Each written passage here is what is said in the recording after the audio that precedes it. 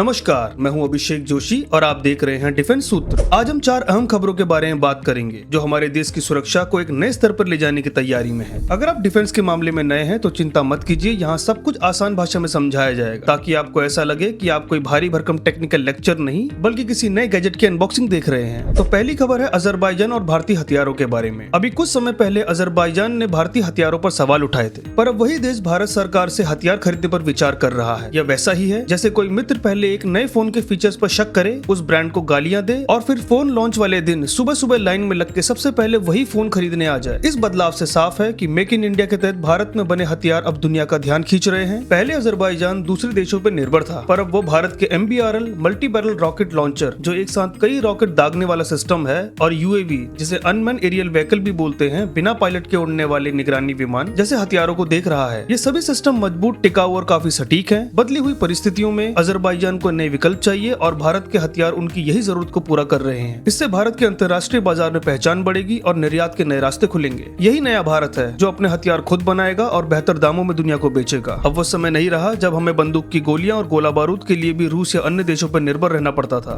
दूसरी खबर brute all terrain robot की है। ग्रिडबॉट्स कंपनी के इस रोबोट की खासियत है कि ये खराब और उबड़ खाबड़ रास्तों पर भी आराम से चल सकता है। जरा सोचिए, एक ऐसा वाहन जो सिर्फ साफ सड़क पर नहीं बल्कि पथरीले रास्तों पर भी मजे से चलता हो। इस रोबोट में GPR ग्राउंड पेनिट्रेटिंग रडार है जो जमीन के नीचे छुपे विस्फोटक या सुरंगों का पता लगा सकता है, यानी छुपे हुए खतरे को पहले ही भांप लेता है। इसे दूर से कंट्रोल किया जाता है ताकि किसी इंसान को खतरे में डाले बिना इससे काम निकाला जा सके। यह रियल टाइम वीडियो और जानकारी भी भेजता है जिससे सुरक्षा बल बेहतर फैसले ले सके। सोचिए जैसे आप दुनिया में कहीं भी हो और अपने घर में लगे स्मार्ट कैमरे से घर की स्थिति देख सके। इस रोबोट के आने से रक्षा के क्षेत्र में वैसी ही आसानी और भरोसे का माहौल मिलता है। तीसरी खबर है IF द्वारा तेजस की तैनाती के बारे में। भारतीय वायुसेना ने तेजस MK-1A लड़ाकू विमान देश की पश्चिमी सीमा पर तैनात कर दिए हैं। ये पाकिस्तानी बॉर्डर का फ्रंट है। यहाँ ये पुराने MiG-21 जहाजों की जगह लेंगे। इसे ऐसे समझिए जैसे आपके पास पहले एक पुराना फीचर फोन था, वो कीपैड वाला, जो कभी ठीक था लेकिन उस टाइम के हिसाब से। लेकिन अब 5G स्मार्टफोन का दौर है। तेजस वही नया स्मार्टफोन है, तेज, आधुनिक और बेहतर तकनीक से लैस। इसमें AESA रडार लगा हुआ है जो दुश्मन के विमानों को इतनी पहले पकड़ लेते हैं जैसे घर में आपकी बहन कोई भी शरारत शुरू करने से पहले आपको। MiG-21 काफी पुराने हो चुके हैं, अब उन्हें उड़ता हुआ ताबूत भी कहा जाता है और हमारे कई बेहतरीन पायलटों की जान जा चुकी है इस पुराने सिस्टम से। इसलिए नए बेहतर विमानों की आवश्यकता है,